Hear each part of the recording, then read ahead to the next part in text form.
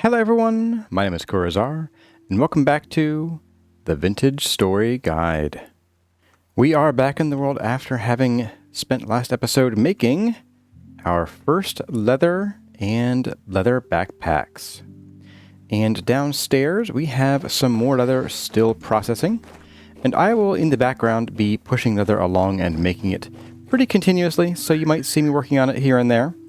We currently have some that is in the strong tannin, so we'll get a few pieces of leather from that, and then we have, what do we have here? We have one large hide in here, and two medium hides to move along. For today's episode, I have been preparing extensively, because as you can see here, I have worn down our supply of copper. Yep, that's right, I was just trying to use all the copper in preparation for today's episode. Don't think they believe me. This isn't good. But yes, today's episode is going to be about prospecting and how to find the ores you are looking for. In the early game, you are likely to find plenty of surface deposits of copper lying around in places, unless you are in a bauxite area or possibly a limestone one. Those are the exceptions. But we have several locations around here where we know that there is some copper. We have 3 right down here, and a 4th right down here. And I think before we get started, we're going to take a look at these copper deposits, maybe not this one, and we are going to dig them up and bring them back and just see how much copper we get from those, so that we can compare them to the amount of copper we get from prospecting for copper. And when I say prospecting, finding bits on the surface is not really considered prospecting for copper. That is just finding surface bits. And we're going to be digging deeper because the game has 2 sort of main modes of generating ores, one of which are surface ores, which is just copper and tin, and then everything else are deep ores. Even the ones that appear near the surface are technically considered deep ores. So it is a calm day. I think I have everything I need to survive out here for a little bit. Let's go dig up some copper. Okay, here we are, and I did spy along the way. Let's see if he's still here. It's pretty cool. I don't see him. Maybe he's down in this valley here. Oh, there he is. We have a male deer, a buck, and they get some very fine antlers in the winter. I'm kind of inclined to maybe actually, while we're here, just while I happen to be here in the area. Oh, he mad. You mad, bruh?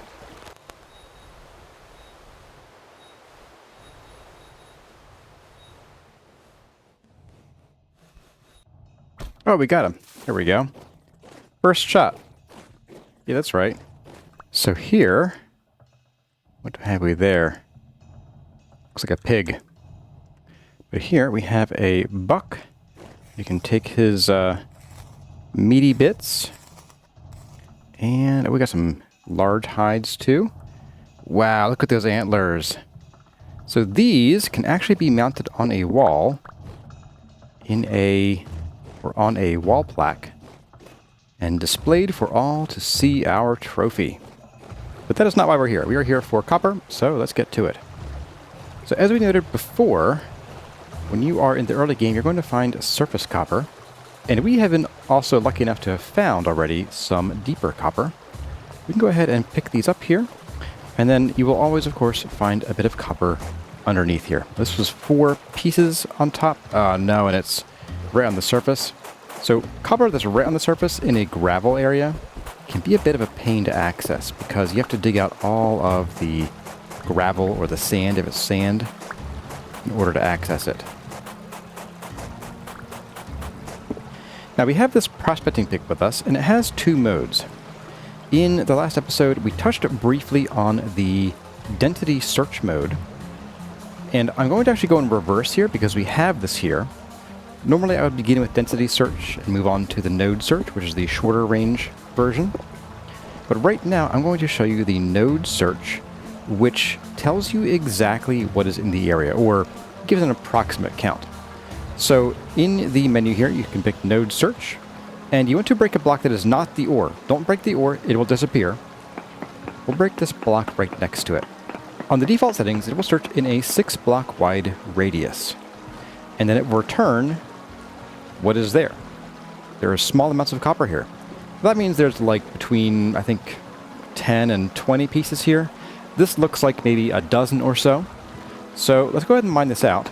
And we'll see how this changes after we have mined it out. We'll use the node search again to see if there's anything left in the area. Okay, there we go. So we have it all now. Let's use this again to see if there's any more in the area and to see if that has updated what the prospecting pick will find. And there we go. It now says no ore node nearby. So this node search mode is a means of searching in the immediate area around you to get a definitive answer of, is there a particular ore in this area? And if so, what? A mountain goat. Now the other mode of the prospecting pick, while we are out here and looking for ores, is to look in the general area. Now the ores in Vintage Story generate based on a heat map, basically a big blob of a chance that you can find a particular kind of ore there. And there are usually peaks of like very high concentrations surrounded by sort of amoeba-like shapes of lower chances that get lower the farther they go out. And these shapes are not regular at all, so if you find some in some place and it looks like there's like a line of it, that's just chance. There's no like definitive shape that any of these blobs can take. But to find out what is in the area, you can take a sample in the density search mode from one block, and then move at least 4, but no more than 16 blocks away. So 1, 2, 3, and 4. Take a second sample. You'll see it tells you you need more samples here. And then we'll go 1, 2, 3, and 4, and we go a few more over here if we want to for a third sample. And there we go. Wow, okay. So that gave us a pretty high reading of some pretty cool stuff. We have pentlandite, which is a nickel ore, negative copper, which of course is copper ore, sphalerite, which is zinc, cassiterite, which is tin, emerald, which is, well, emerald, and then minuscule amounts of hematite and cinnabar. And what it is doing is it is looking at the column directly below here. This whole column up to the sky and down below here. And it's looking at the heat map and saying, okay, what is the approximate chance that you're likely to find this stuff here? And if it is here, about how many blocks you'll find per 1,000 blocks of landscape here. So for every 1,000 blocks of landscape, and that is in the sort of 3D chunks, so in sort of a 1,000 block 10 by 10 by 10 area, we are likely to find 17 copper on average. Now, different ores spawn at different heights. And while you have surface copper is not detected by the prospecting pick's density search mode. This in the chat is referring to deep copper, which you'll generally only find starting around, maybe Y75. It really depends on the local maximum height here. So if we look at our Y coordinate here, 128, it's going to be around 80% or so or lower. So for this, maybe around Y90 or 80 or lower would be where we could maybe expect to start finding deep copper. So we have this reading here, and it is marked green on the map, and you can turn those on and off by turning on or off the prospecting options here.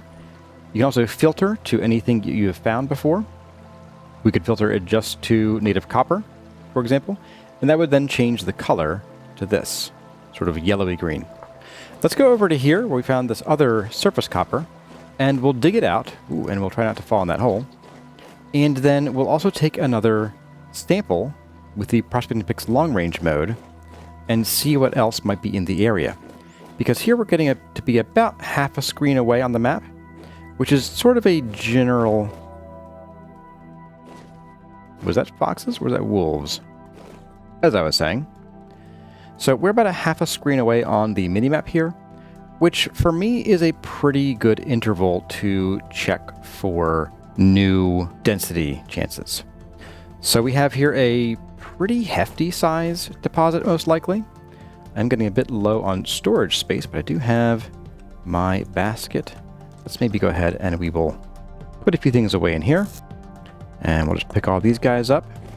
And we'll just dig straight down from about the middle here, as usual. Hopefully it's not right at the surface again. Okay. Lucky me. It was very close to the surface, though. And this is poor. Not my favorite, but it'll do. And there we go. Got a pretty decent haul from that. Got 20, and they had, what, 10 before, so we got 38 pieces of native copper ore. Alright, so now that we have this all cleared out, we can actually prospect here on the density search mode. Where we can, once again, we'll take 3, what I call tippy taps from relatively close, but somewhat separated locations here. This is a nicely sized disk of a deposit. Wow, we have very high pentlandite again, and very high native copper.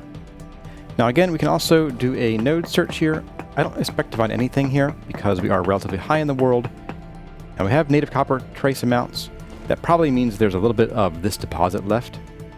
But we're going to go ahead and we're going to head out of here. I think I'm going to go cast ourselves a few... Oh shoot, where'd he come from? I'm just going to bounce out of here. Woo! He got me right in the butt. As I was saying, I'm going to go and cast a couple more pickaxes so that we can bring them with us and have a bit of a longer outing here while we dig around in the earth for some copper.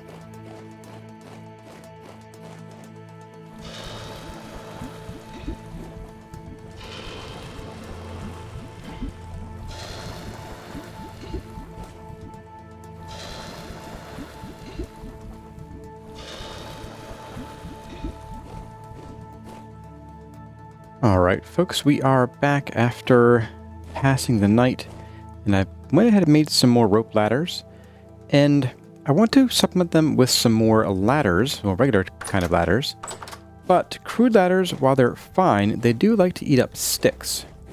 And so I was thinking we could advance to some more, well, advanced ladders, if you will, and we're going to make some out of actual boards here, and talk about the differences between these and the stick ladders.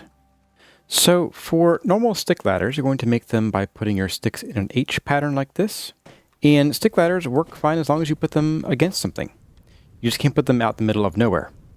However, if you make your ladders out of boards like this, and you put your sticks in the middle like this, you get a ladder of a type that is corresponding to the type of wood you put into it. So maple ladders, oak ladders, pine ladders, and so on, they'll take on the color of that wood type. Now these can work kind of like the stick ladders. We can put them against a wall and they let us climb and descend. But unlike the stick ladders, we can also put them freestanding. OSHA wants to know your location. Now this isn't going to do us any huge favors while we are delving underground, but it is a way to make a lot more ladders for basically cheaper. I find this to be a much more reasonable recipe for carrying around a lot of ladders as opposed to just the stick ladders.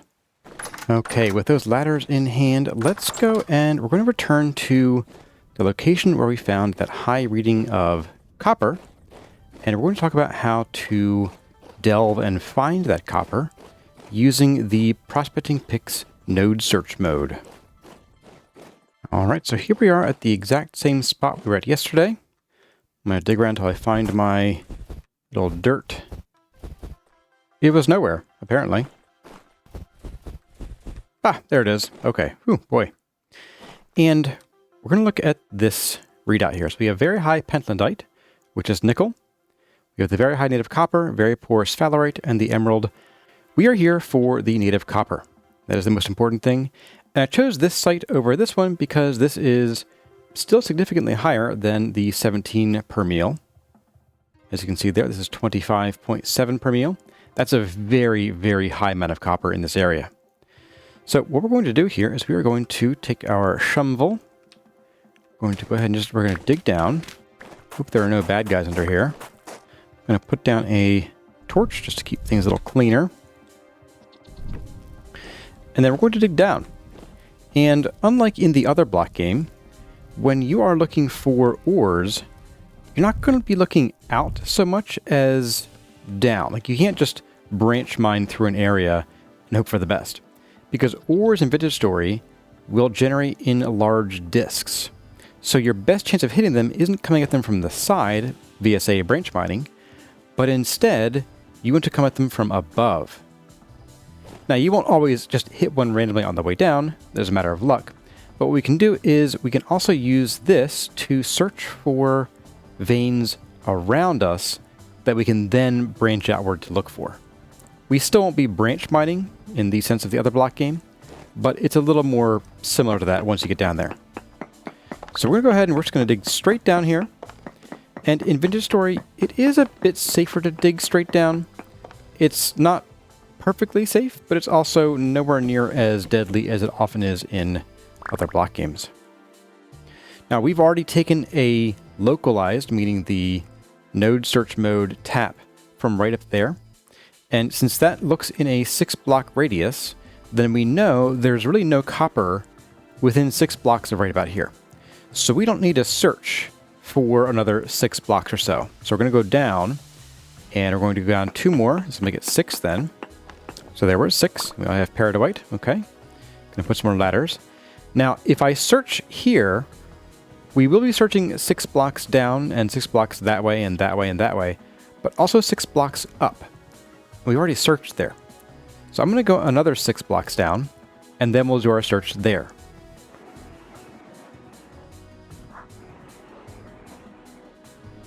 So here we are. We're now 12 blocks down from the last place that we prospected. And I could prospect here. Let's give it a whirl. I don't think we'll find much because, again, most deep ores tend to generate pretty deep. Nothing nearby. There we go. And we also haven't really crossed that threshold of about 80% of the current world's height. So above us, the ground is at about 124. We want to get down to about 90 or so before we even bother start looking. But there are some ores that could generate higher up, like zinc. Zinc tends to be a little higher in the world than deep copper does. So we could still find some other ores up here. So I'm going to go down 12 more, and we'll try again. And there we go. We're at 12 below our last prospect now. Let's go ahead and give it a whirl. Nothing nearby. Okay. Then we are at just sort of the very top of where we might start finding more deep ores. So let's go another 12. Okay, there we go. Let's try this one more time. We're still relatively shallow, and you will see that in a lot of places your gear right here, your temporal stability, will start going counterclockwise and start going down. Now it's relatively light here. This is a pretty slow motion, so we probably have quite a while before we need to worry. But if we go deeper and it starts spinning faster, we could need to limit our time here. Now we got native copper trace amounts. So that could be copper either down within 6 blocks, to the north, east, south, or west, but probably not up, because we've already been up there, and we didn't find anything farther up, so it's probably not up. It could be a little bit over and up, because it is a spherical search. So when we try to find this copper, we're going to need to think about maybe going up again after all. I'm going to put some ladders here, and I'm going to start by, we're going to go down a few more blocks. So there we go, we got down 4 more blocks. We're at the end of our rope ladders. At the end of our rope, you might say. I'm going to take a tap right here. Still trace amounts. Okay, so that tells me that going up or down should not really affect how close we are to the copper yet. So that means we probably need to look laterally. What I'd like to do is I'd like to go out 4 blocks. So I'll go 1, 2, 3, and 4. In the 5th block, which is as far as you can reach, I will take another tap. We got trace amounts again. Okay, that was north. Let's go east. We'll do it again. No ore node nearby. Okay, so it might then be west. Aha, medium amounts. Okay, so west is medium. There could be a higher concentration to the south, so we'll take a look here just in case. But right now, I'm inclined to go west. Nothing nearby. Okay, so it's going to be more like north and west, sounds like. So what I'll do is I'm going to drop a torch here just to keep things lit up and relatively safe. There we go. And we're going to go west here. And I might go maybe a few more blocks. So let's go, say, another 5. And we'll tap again. Large amounts. Okay, we are definitely going in the right direction. And now that we're here at the potentially large node or large intersection, we still don't know what direction they're in from here. So we knew the copper was getting more concentrated as we go this way, but it could still be in any of these other 5 directions, although I think south is unlikely. It's likely to be more west, north, and then down or up. We do know that it probably isn't east because it gets less likely that way. And south, again, is probably also less likely. So let's try... We'll go 5 more here. Oops. We'll use the right pickaxe for that. But I'll also go north because in our original check, back at the shaft there, we did find trace amounts to the north, which meant that the concentration could be a little sort of in this direction rather than straight west from our original shaft here. We have large amounts again, okay. And large amounts again, okay. That tells me that this is probably pretty close to where we want to be. I want to kind of split the difference here. I think I want to go to the end of one of these. Let's do maybe this one here. Oh, well, there we go. Literally right here. Okay, cool. Well, we found it, guys. And yeah, so we found our second deep copper, but this is the first that we prospected for. Now, this is unfortunately poor quality. So for each block of, or rather I should say, for each durability hit we take on our pickaxe, we're getting less bang for our buck than if we had found something a bit richer. But in general, the deeper ores are more likely to have richer or bountiful deposits, mostly because that's the only place they can spawn. But I'm going to go ahead and I'm going to dig this out, and we'll see just how many blocks of copper we get from this haul. Alright, that is one vein cleared out, and we got 64, so full stack, and 13 chunks of poor native copper. I would say as far as like goals go, not great, not terrible. Now we can take a quick tap here to see if we missed anything potentially. There's still medium amounts of copper lurking here. Now medium means there's like 25 to 40 or so, something like that. The wiki will actually tell you with more clarity what that exactly means, but that could mean that this copper node goes on, or it could be that there's another one very close by that we haven't stumbled across yet. So I'm going to take a tap down here. We got small amounts there, so it's getting lower that direction. Take a tap over on this side maybe. We have very large amounts here. Okay. So this tells me we might have a separate node right around here. Let's go 4 more blocks out this way. Oh, here we go. Oh, we have medium copper this time. Okay. So let's go ahead and see what we can mine out from here. Now you'll hear that scary music starting. That starts around 64% of temporal stability. We still have about 20% to go before we start going really crazy. So I'm going to dig out this guy here as well. And I'll go till we get to about 40%.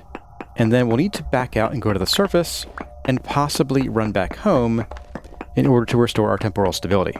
And this one looks to be a 2-block tall deposit. These are great because, well, one, there just usually is more to be found, but also it means that if the deposit kind of goes up or down, following the contours of the land, it'll be easier to see that change and follow it. So I'm going to keep working on this, and I'll bring you all back when it is time to surface and run back home. All right, folks. It was quite the effort. But I got this whole thing mined out, and it went the whole way back here, over to here. And while I was mining, I did hear some sounds of deep creatures nearby, which tells me there's probably a cave somewhere, I want to say like above here, because this seemed to be like there was a shiver making clicking sounds right over my head right about here.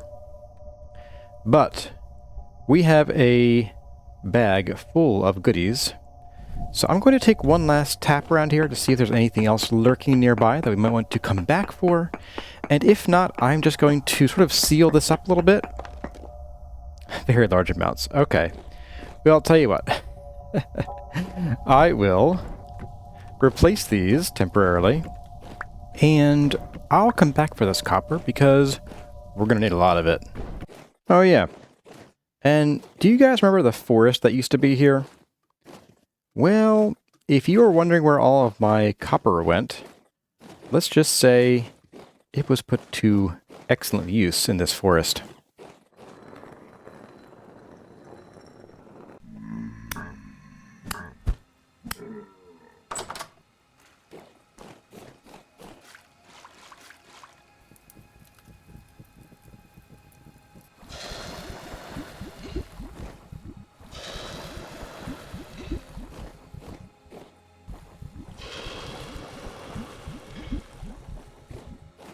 Alright folks, it is the next day, bright and somewhat early.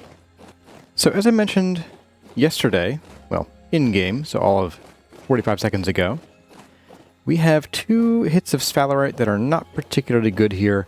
We also have one over here, very poor, 0.21 per meal. I'm thinking we kind of split the difference. And let's take a peek down in our rich copper cave here, and we'll just take a quick tap right at the entrance and see if that increases our chances a little bit. So here we go, we're back into kind of the same. We got ultra high pentlandite, very high native copper, poor cassiterite, and this time we have no sphalerite. What that tells me is we might need to look a little farther south. So maybe we'll go into these trees here and take a tap, or we could even go down into the Chert Desert a bit. So yeah, let's go see what we can find through here. Okay, here we are a little bit farther south. We're just in the Chert Desert here. And I was looking for a little cave to poke my head into to get a tap, but I haven't seen any yet. I'll just dig here a little bit, and we will take a tap from directly underground. So what I'll do for that is I will just dig a couple blocks down here. Maybe just 2. In fact, I'll actually prospect on this one right here. There we go. And then I will dig 3 blocks in 2 other directions. So there's 3 there and 3 there. And I'll just take samples from these 2 locations, since each of them is 4 blocks from this original block. There we go. Nothing. Wow. Okay. Well, that's not too unusual. What that tells me is that there might just not be a very high peak of sphalerite around here. We could go up here and see if we can, maybe right over here, where there's some exposed stone face here, we can take a tap from right up here. Oh, and this is the chalk cave too. Oh, very cool. Still a very poor sphalerite, but better than over here. So yeah, let's maybe try going this way, and if we don't find anything here, it might be worth heading up to our little cave up in here and taking a tap from inside our mountain. And I just realized that going home might be in the cards anyway, because I forgot to grab my pot of food. But before we go, I will get my tap. Goodbye, foxes. Still very poor sphalerite. Okay. Oh, cool. We have some copper right here, some surface copper. Alright, I'm going to go home and pick up my pot of food left on the kitchen floor, as one does. And then I will see all of you when we are going to go and do a bit more prospecting, maybe a little closer to home. It begins. That car is a big old black bear. Alright, buddy. You know what? Yeah, this won't kill me. Hopefully. I guess we'll find out.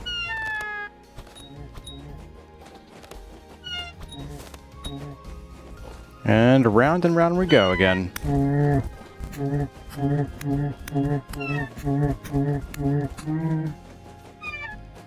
Well now, wasn't that interesting?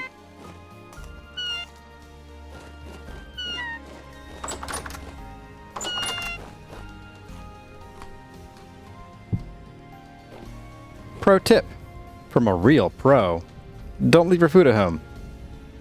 Alright, I've got the bear put away at this point. And I think what we'll do is we have kind of two places we could really easily prospect. I think we're just going to do it right here. Is this the dead end one? No, it goes deep. Okay, that's fine. But for our purposes here, this is pretty shallow. We can go ahead and take a tap of what is near our home here. And yes, we have poor cassiterite and very poor bismuthinite. Okay. And not much else to talk about. Oh, and I'm stuck again. So I'm not really seeing any sphalerite, but then again, we also didn't prospect anywhere in between here. So what if we go up to this sort of nook in the mountain, where the mountain kind of bends there? Because that's kind of halfway between here and there. And that cave, I guess we could prospect here. It's a little bit close, but maybe if we go a few steps in, that will maybe sort of give us a spot to prospect. Oh, right, I closed this off because I've been using this to get some granite stones when I need to build. But let's prospect, yeah, let's do it right here. So as far away as we can get without busting through my safety wall here. Oh, too late. And although previously I did mention that it's sort of like a heat map, and that it can be sort of like a very slow gradient from where it's high to medium to low amounts of a particular resource in the ground, that isn't always true, especially if the rock strata suddenly changes. For example, if you have a huge mountain jutting out of the ground made of, say, mostly granite, but the rock strata falls off sharply just beyond the mountain, and it is taken over by, I don't know, kimberlite or something that does not have many resources in it, then you might find that those resources do actually drop off very suddenly. That's kind of the exception more than the rule, but do bear that in mind. Yeah, I think here's probably a good spot. Let's keep this a little unobtrusive if we can. Maybe I'll take him from here and we'll just patch some dirt back in. So here we go. We have high native copper, poor cassiterite, very poor cinnabar, and still no sphalerite to speak of. Yeah, I'm thinking there might just not be any sphalerite to really speak of here. Or at least not enough to bother chasing down. Oh, hello, goat. Oh, you're a neat one. Oh, look at you. Oh, no. Oh, you weren't supposed to do that. Why did you come back this way, goat? That was a bad move.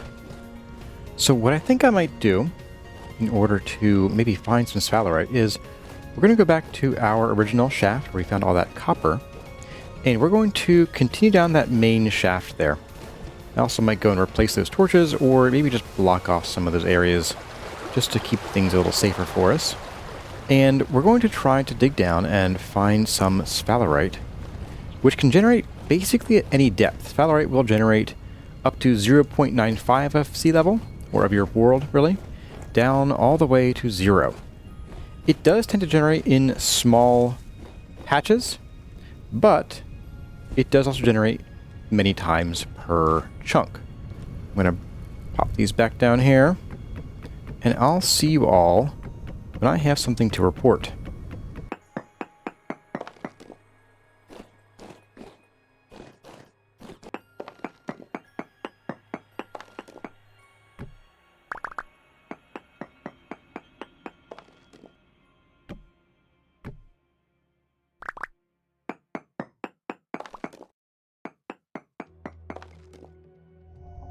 Okay, folks, well, I didn't find anything particularly of great interest here. I am, however, going to hop up here. I'm going to block these off and put something right there to keep things from spawning, hopefully. I'll do a bit of that up here because there are some nasty critters that can spawn in a 1x1x1 area. My consolation prize right underneath our briar deposit here. We found no sphalerite, but I will come back with something in our pockets, at least.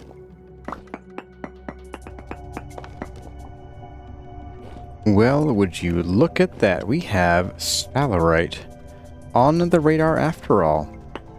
We also have no stability, so I'm going to book it out of here for a bit. I might actually take our haul home temporarily because we have a lot of copper. I found 3 copper veins. It's creepy. Stacked pretty much right on top of each other. One was rich, one was poor, and one was medium. So yeah, I'm going to go home, drop this stuff off, let my stability recover, and then I will come back with a fresh inventory. And also some more food. I swear, for real this time, I mean it. Alright, so let's get down in here. And then down here is where we found that sphalerite trace. So, we're going to mine out this copper, and maybe that will expose the sphalerite. If not, we will use this leftover cavern from our mining here as a starting point for chasing down that sphalerite. Oh, we have a heavy temporal storm approaching. That complicates matters, but I think we'll be okay. We just need to be efficient about this. Okay, there we go. So we have our copper mined out. Wasn't a huge extra deposit, but hey, every little bit counts. And we already got a whole lot. So we got a trace amount from right about here. I'm going to go over to this side, see if we get a better reading. Nothing nearby. Okay. How about this way? You have copper trace amounts, so still no sphalerite. So does that mean the sphalerite is somewhere off in this direction? Still trace amounts there. Okay. If I were to maybe follow that a little bit, we could go in 3 more directions and play a bit of hot and cold. So it is trace amounts in all these 3 directions. I'm going to go out this way a little bit, and I'm going to look up and down. Oh, it is right here. Okay, there it is. Now it is just trace amounts, so this could literally be the only piece of it here. Oh no, don't you dare tell me.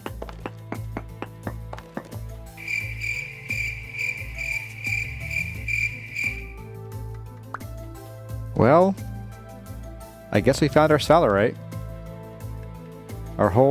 We got 2 pieces from that. Very cool. I'm gonna go home. I'm gonna go home and cry. And then we're gonna have this temporal storm.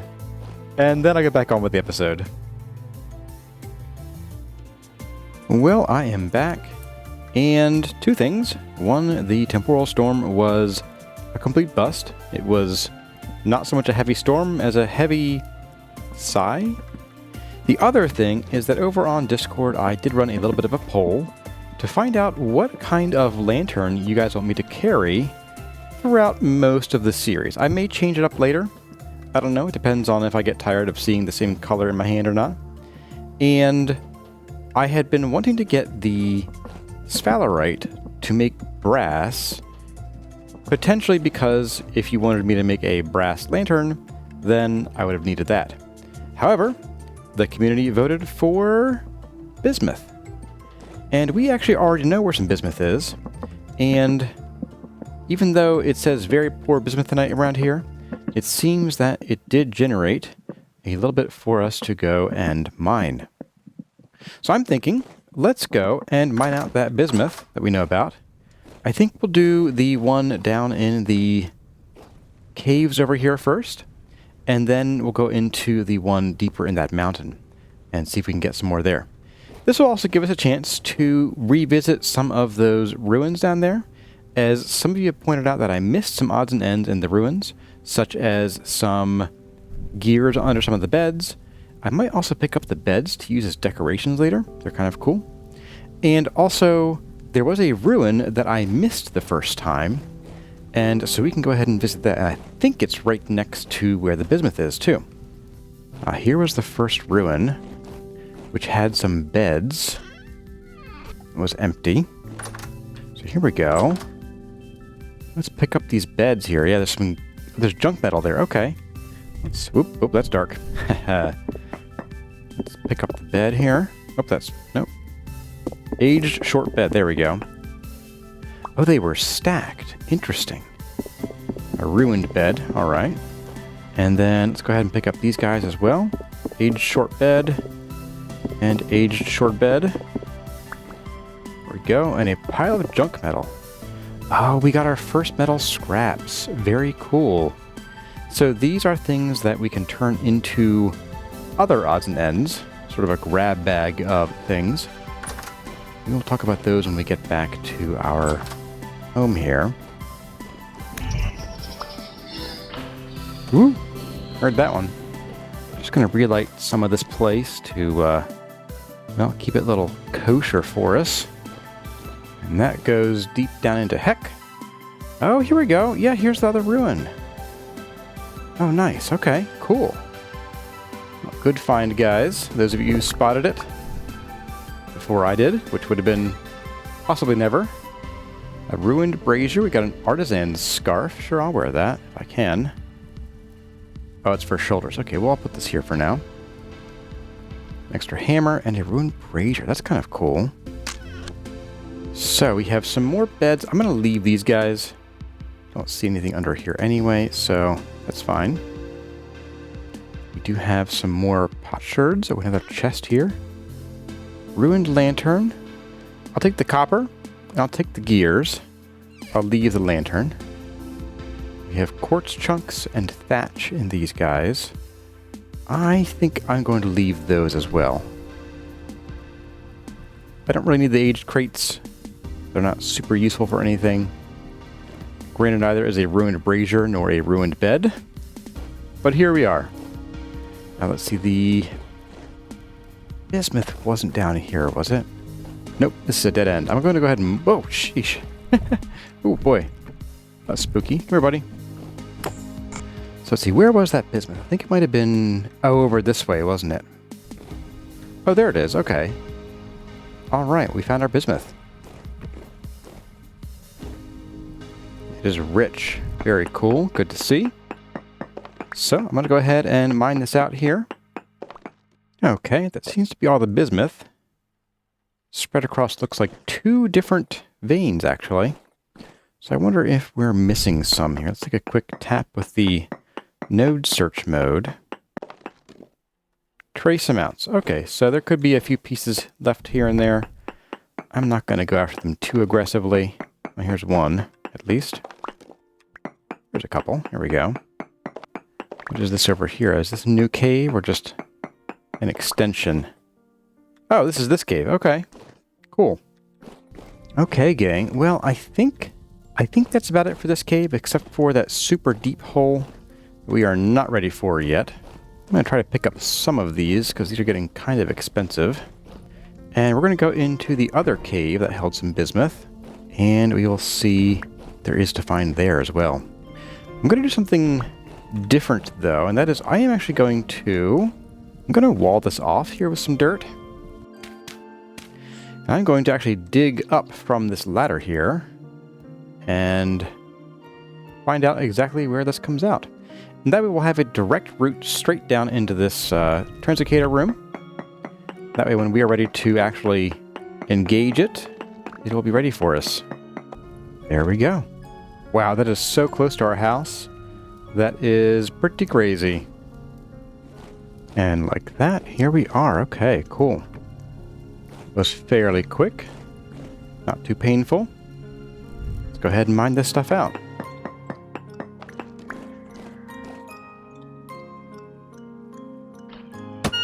Ow! Oh, I'm coming for you. Get out of here. Now, since this deposit isn't a mountain, we can kind of expect to need to sort of chase this up and down in roughly the same motions that the mountain makes. So we have to just dig around a bit and keep uncovering little bits and pieces of bismuth until it's all gone. Wow, okay. That was quite the deposit. We got over a chunk of rich bismuthinite ore. That is excellent. And while we're here, we may as well take a tap. We'll do a close range search to see if there's anything else here. There might still be some bismuth lingering, but I kind of don't think it's worth going after at this point. Oh, except for maybe you. There is quartz nearby, but we can't mine that anyway, so a bit of a moot point. And I'm going to then do a density search and see what else might be in the area over here. What do we got? Bismuth, cassiterite, cinnabar, and copper in very, very, very small amounts.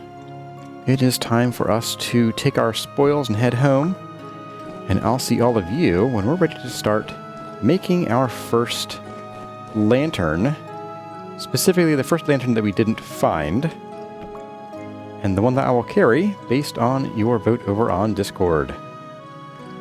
Alright folks, we are home, and the first thing I want to do is I'm going to do something that was requested of me a while ago. I just never had a chance to because we never got what we needed for it, and that is to make a scrap weapon kit using the pieces of metal scrap that we got for the first time here. And to make them, all you have to do is put them in your crafting grid with a piece of rope and a stick. And you get a scrap weapon kit. They don't stack, just so you know. In this state, they are just sort of ready to use. And what you do is you just hold right click and you wait a moment, and then you get a random weapon. Now some of them are full-on weapons, like this mace, and there's a sword and a spear. There is an axe you can get that is a decent wood chopping axe. Here we go. So it's got 125 durability. It's actually not bad in the early game for chopping trees if you happen to need a tree chopped and you have some of these lying around. And we got a scrap club. I don't find these too terribly useful, but they are kind of neat to have. And sometimes I like to see if I can acquire like one of each of the different weapon types and just put them on display. Now, the last thing I wanted to do here with all of you is I wanted to make our lantern. Now that we have prospected and we have found some different kinds of metal ores, since you all voted for bismuth, we're going to use bismuth instead. Now, we need to make a plate, and I should mention there are new kinds of lanterns in the previous versions of the game.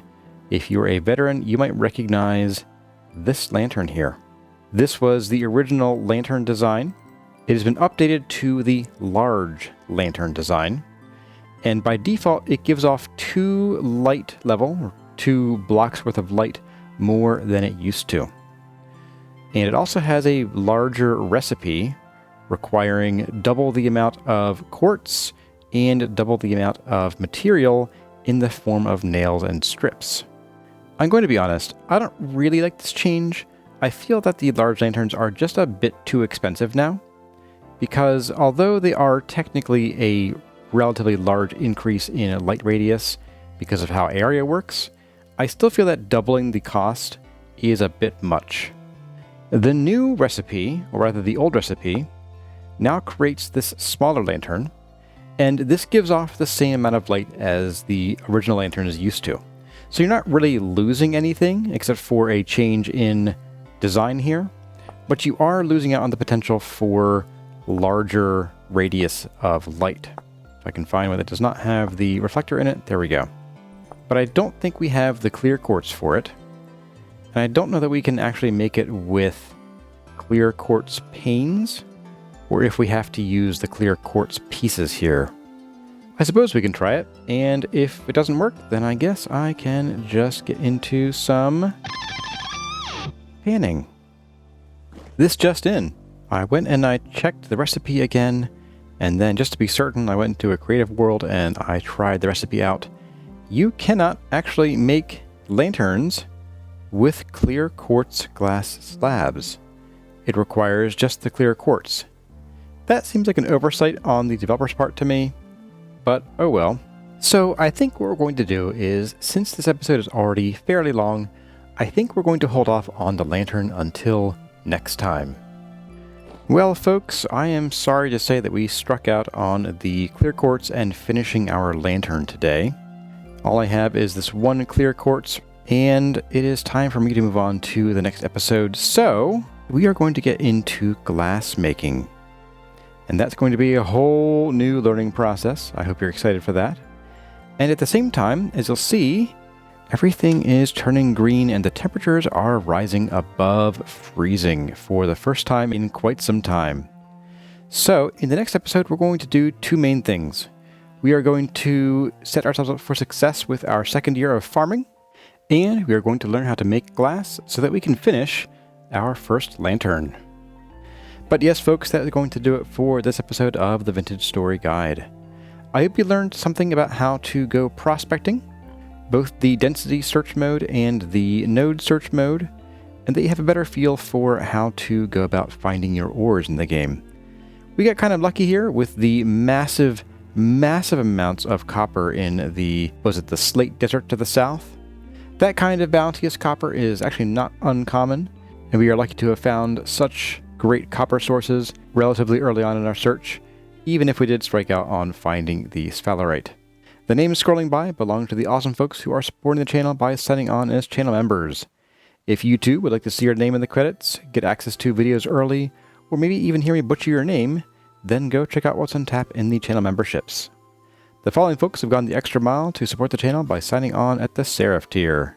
Their names are Chrysanthemum, Elizabeth Woolley, Eric Franzen, Inger Raymond, Joshua Saruta, Linda Harris, Lucky's Mom, Mad Lord Hubris, Operion, Oaktree, Servus, Snow Silver, Sue Wallace, Tyluna, and Wade Parker.